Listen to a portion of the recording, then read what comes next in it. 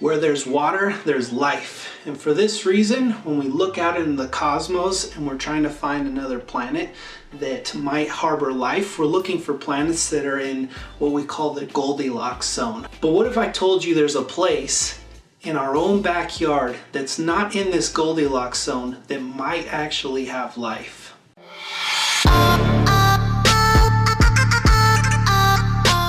The location is Europa, Jupiter's fourth largest moon.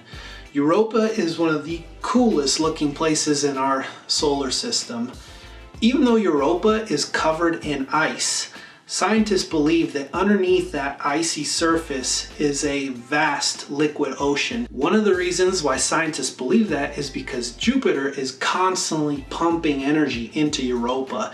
And the way it does this is that as Europa rotates around Jupiter, Jupiter has an effect on Europa much similar to the tidal energy that the moon has on Earth. And I'm gonna let my man Neil deGrasse Tyson explain to you exactly how this is happening. As Europa orbits Jupiter, its shape changes. And when you do that to a solid object, the solid object is stressing. And because of this, a consequence of this is that you are pumping energy into the object. It is no different from when you say, anyone who's familiar with racket sports, you say, let's warm up the ball before we start playing. You want to hit it around a few times. You are literally warming up the ball. How? You are distorting it every time you smack it, and then the resilience of the ball pops it back into shape.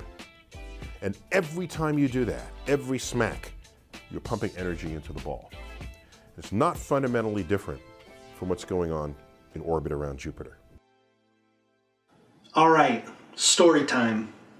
The year is 2040 and NASA finally sent that long overdue mission to Jupiter's fourth largest moon, Europa. The probe has been hard at work, drilling away at the icy surface as the whole world watched patiently with anticipation on the live stream. The moon's icy shell is finally pierced, and we all watch as our submarine equipment makes its way down and finally dips itself into the cold, dark ocean below.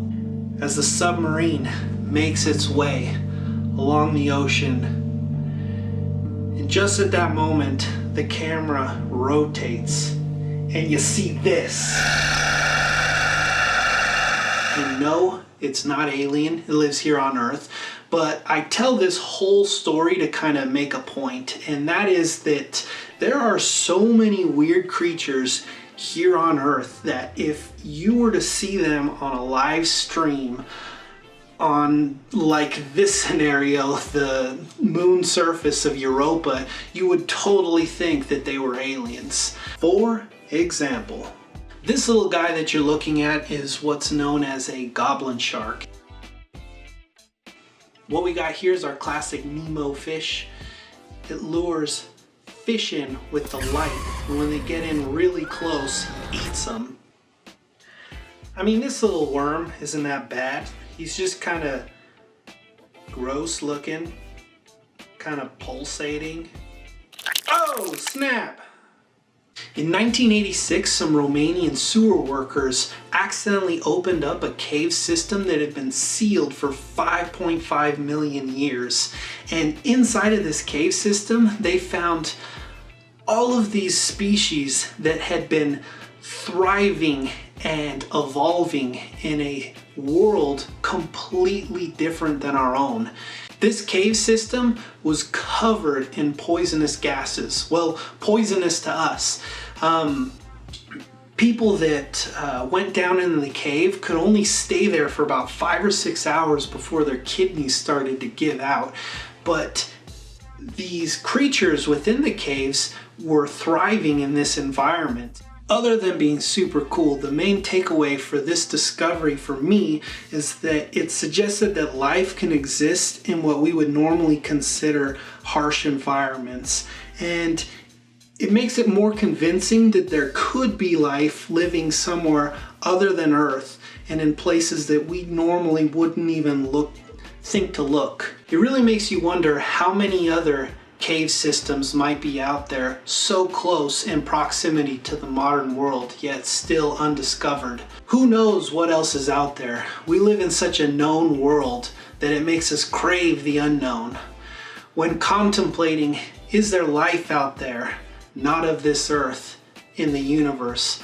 I think Jill Tarter said it best when she said, "Looking up at the sky and saying aliens don't exist is like scooping a teaspoon in the ocean and declaring that fish don't exist." Well, that's all I have for you guys today. I hope you enjoyed the episode. I'll see you on the next one. Peace!